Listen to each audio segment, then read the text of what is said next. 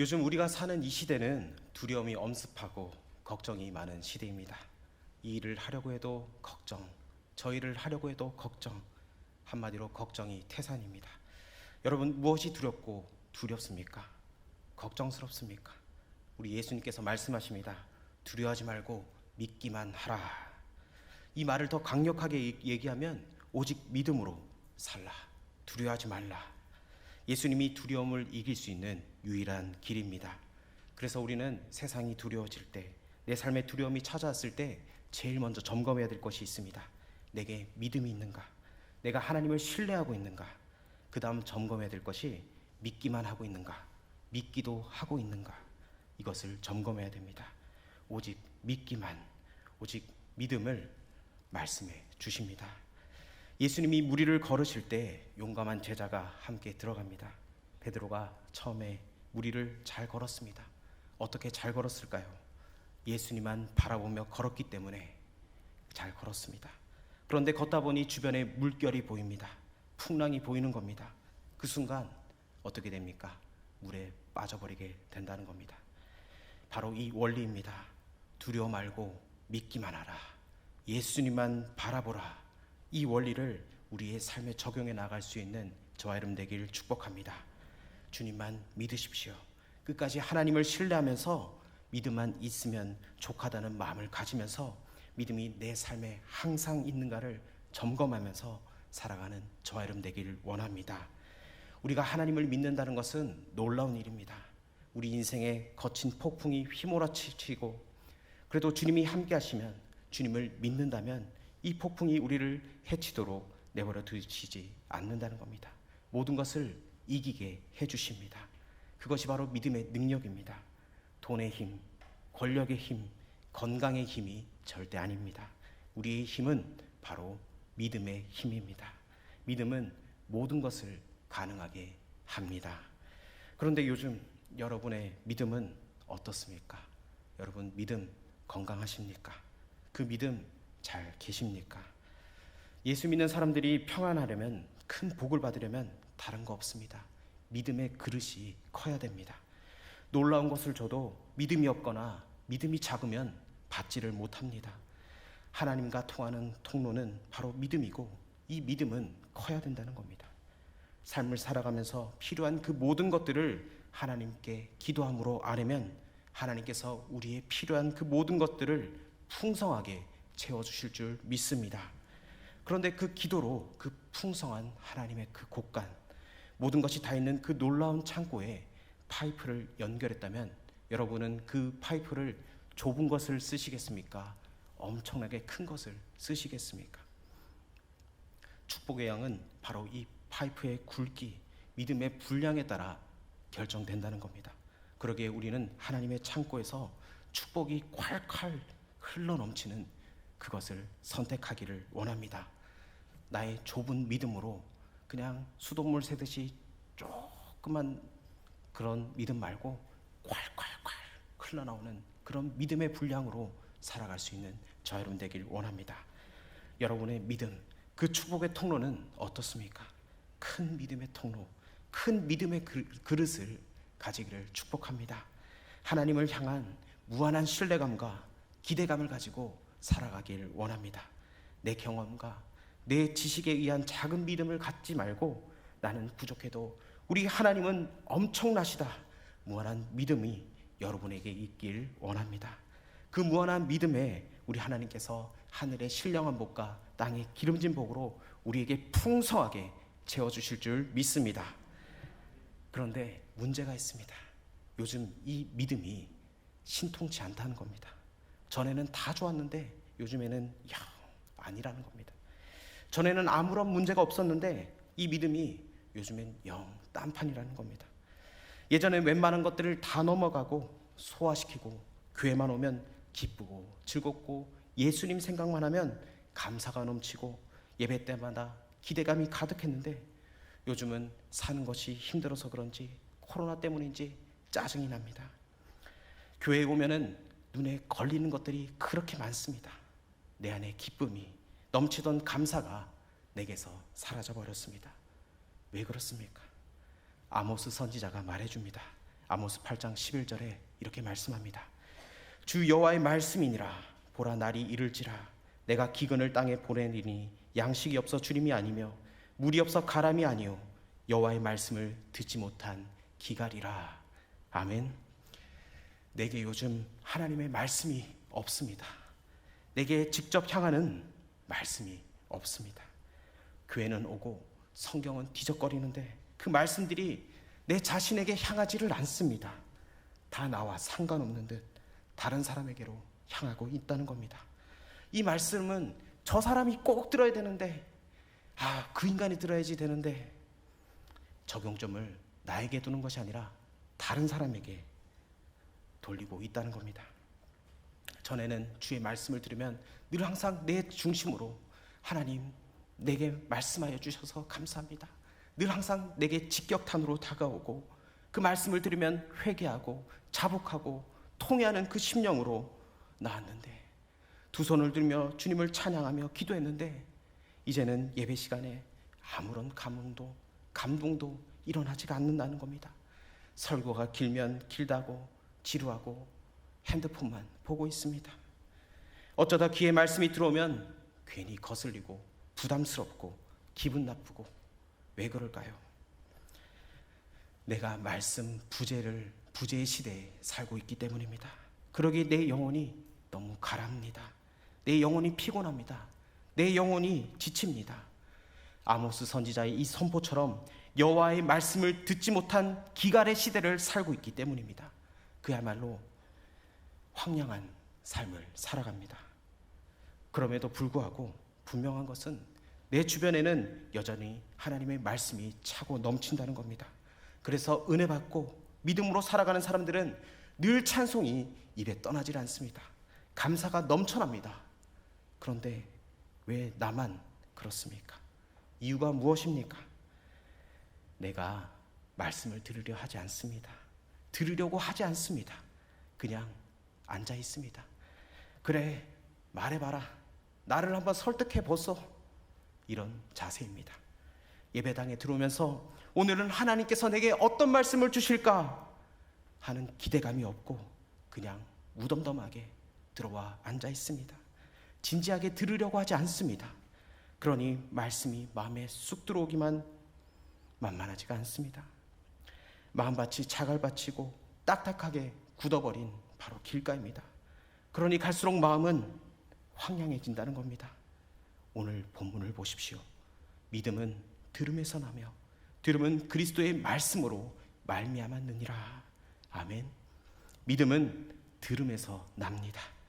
이 말은 듣지 않으면 믿음이 생기지 않는다는 말입니다. 여러분, 듣는다는 것이 얼마나 중요한 줄 아십니까? 우리가 성경의 창세기부터 요한계시록까지 하나님께서 우리를 향해 말씀하신 건 거의 모두 들으라, 이 말씀입니다. 하나님의 말씀을 들으십시오. 들으라 이스라엘아. 바로 이 말씀의 진수를 바로 깨달으라는 말씀입니다. 이사야 55장 3절에 상반절에 이렇게 말씀합니다. 너희는 귀를 기울이고 내게로 나와 들으라. 그리하면 너희의 영혼이 살리라. 아멘. 들어야 살 수가 있습니다. 그것도 하나님께 나와 귀를 기울여야 그 영혼이 살 수 있다고 합니다. 예수님은 이 자세가 얼마나 중요했던지 중요한 가르침을 주시고 꼭 이렇게 말씀하셨습니다. 귀 있는 자는 들어라. 귀 있는 자는 들어라. 들어야 믿음이 생긴다는 겁니다. 귀찮다고 귀를 막고 마음문을 닫고 듣지 않고 저 혼자 생각으로 상상의 나래를 펴고 혼자 그렇게 생각하고 또 생각하고 자기 생각을 묵상하고 또 묵상해봐야 그 믿음은 자라지 않습니다. 주의 말씀을 들어야 됩니다. 듣고 또 들을 때 우리의 믿음이 자라날 줄 믿습니다. 그리스도의 말씀을, 복음을 들어야 될 줄 믿습니다. 그리스도의 말씀을 자주 들어야 그리스도를 향한 믿음이 생기고 믿음이 자라날 줄 믿습니다. 어느 새신자분이 교회를 등록하고 예배에 참석했습니다. 처음에는 뭔지도 모르니까 옆에 인도하시는 분을 따라 교회에 나오기 시작했습니다. 기도는 왜 눈을 감고 하지? 찬송할 때 왜 서서 하지? 아멘은 왜 하는지도 모르면서 그렇게 교회를 다녔습니다.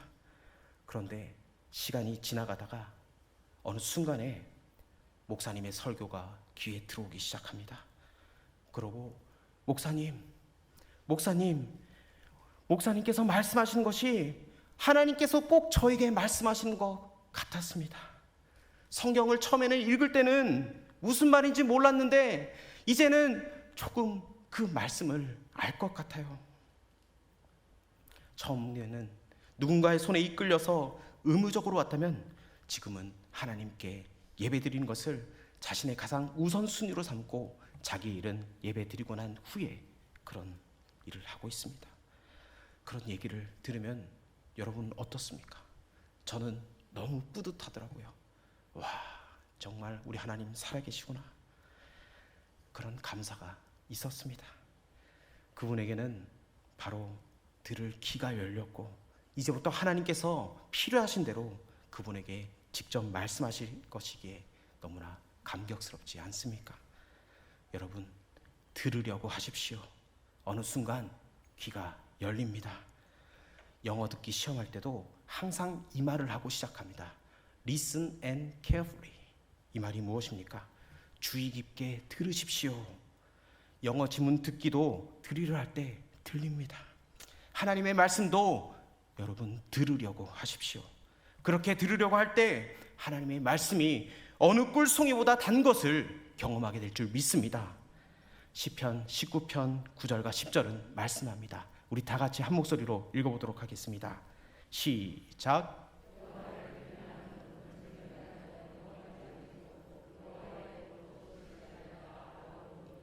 금 곧 많은 순금보다 더 사모할 것이며 꿀과 송이꿀보다 더 달도다. 아멘. 매 시간마다 하나님께서 우리에게 크신 은혜를 주실 줄 믿습니다. 하나님의 말씀이 금보다 귀하고 꿀과 송이꿀보다 더 단 경험을 여러분 하기를 원합니다. 하나님께서 들을 수 있도록 우리를 감동시켜 주시길 원합니다. 말씀 속에서 자신을 향한 그 주님의 음성을 들을 수 있기를 축복합니다. 전에는 그냥 무심코 흘러가던 말씀들이 자꾸 내 내면의 세계에서 걸리게 되고 부딪히면서 그 말씀 때문에 고민하게 되는 일들이 더욱더 많아지길 원합니다. 그래서 여러분의 얼굴빛이 하나님의 말씀으로 말미암아 해같이 빛나는 그런 역사가 일어나길 원합니다. 그런데 이상하게 듣기는 듣는데 그럼에도 왜 이해를 제대로 못하는 걸까요? 왜 말씀의 뜻을 제대로 깨닫지 못하는 겁니까? 이미 내 자신 속에 내 생각, 내 주장, 내 견해가 꽉 차 있기 때문입니다. 이른바 선입견이 너무 강해서 하나님의 말씀이 들어갈 틈이 없다는 겁니다. 이것이 말씀 앞에 무릎을 꿇지 못하게 합니다. 이른바 교만한 심령을 만들어낸다는 겁니다. 모든 말씀이 자기 안에 있는 주장과 견해를 뒷받침하고 맞장구를 쳐줘야 아멘하며 큰 소리치고 은혜 받았다 하지 자기의 기존의 그 생각과 경험, 주장과 어긋나면은 안색이 변한다는 겁니다. 성경에도 그런 인물이 있습니다. 가인이 그러합니다. 자기의 생각과 주장이 분명하여 하나님께서 친히 말씀하여 주시는데도 그는 얼굴색이 파랗게 변합니다. 하나님의 말씀이 기분 나쁘다는 겁니다. 그러더니 한 걸음 더 나가서 마침내 자기 동생 아벨을 돌로 쳐 죽입니다.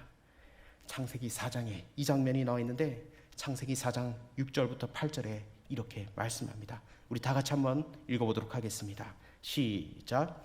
여호와께서 가인에게 이르시되 내가 분하여 함은 어찌 됨이며 안색이 변함은 어찌 됨이냐. 내가 선을 행하면 어찌 낯을 들지 못하겠느냐. 선을 행하지 않으면 죄가 문에 엎드려 있느니라. 죄가 너를 원하나 너는 죄를 다스릴지라. 가인이 그의 아우 아벨에게 말하고 그들이 들에 있을 때에 가인이 그의 아우 아벨을 쳐 죽이니라. 아멘. 정말 무섭습니다. 하나님께서 직접 책망하고도 회개는커녕 그 길로 나아가 저놈 때문에 내가 욕먹었다고 그 아우 아벨을 돌로 쳐 죽입니다. 하나님의 말씀과 그 권위를 무시하는 자가 그 다음 단계인 형제와 자매를 영적으로 살해하는 것은 별로 어려운 일이 아닙니다. 그건 이미 창세기에서 하나님께서 보여주신 겁니다. 그러기에 믿음의 공동체에서는 이 영적 권위를 무시하는 자들을 믿음의 사람들은 경계해야 합니다. 가인이 살인한 것은 하나님의 말씀, 하나님의 그 권고를 듣기 전이 아니라 듣고 난 직후라는 겁니다. 몰라서가 아닙니다. 기분이 나빠서 하나님조차 무시해버린 그런 삶이라는 겁니다. 하나님의 말씀을 들을 때 우리 자신의 마음속에 가득 차 있는 그런 선입견들, 감정들을 내려놓길 바랍니다. 싹 다 비우길 바랍니다. 주여 말씀하시옵소서, 주의 종이 듣겠나이다. 이런 믿음으로 하나님의 말씀을 듣기를 원합니다. 예배당에 들어올 때 마음판에 흰 도화지를 하나씩 준비해 오십시오. 그래서 오늘 예배 때, 예배 설교 때 하나님께서 나에게 어떤 말씀을 주실 건가 기대하는 마음으로 여러분 마음속에 있는 그 색연필을 가지고 여러분 그리십시오. 하나님께서 나에게 어떤 말씀을 주실까? 어떤 생각과 어떤 꿈과 어떤 비전을 주실까? 여러분 마음속에 도화지로 마음껏 그리십시오. 그래서 성령님께서 주시는 그 그림을 그리고 하나님의 말씀을 받기를 원합니다. 그러면서 주어진 말씀이 내 생각과 다를 때 고민하고 또 고민하십시오. 아브라함처럼 그 아들 이삭을 제물로 바쳐라 하는 하나님의 말씀에 3일 동안이고 고민하고 또 고민하십시오. 그리고 마침내 이유를 분명히 알 수는 없지만 하나님께서 그렇게 원하신다면 내가 순종하겠나이다, 이 자세를 가지고 살아가길 원합니다. 가인처럼 내 생각과 다르고 하나님의 경고, 하나님의 말씀을 듣고도 바로 나가서 순종하는 것이 아니라 불순종하고 형제를 죽이는 그런 살인죄를 짓지 말고 고민하고 또 고민하여 마침내 회개하는 은혜를 누리며 나아가길 원합니다. 하나님의 말씀을 들을 때 내 자신을 비우고 주님의 말씀에 절대 순종하겠습니다, 그런 겸손한 마음을 가지고 겸손한 심령으로 주의 말씀을 대하기를 원합니다. 내 안에 있는 내 욕망과 주장, 이 감정이 살아나는 게 아니라 주의 말씀이 살아나는 은혜가 있기를 원합니다. 신앙은 들음에서 나고 자랍니다. 하나님의 말씀을 날마다 사모하는 심령으로 귀를 기울이며 살아가기를 원합니다. 하나님께서 분명 말씀하실 겁니다. 사모하는 자들에게 반드시 좋은 것을 주십니다. 들으면 살아납니다. 그 은혜의 기적이 저와 여러분의 삶 속에 항상 가득하길 원합니다.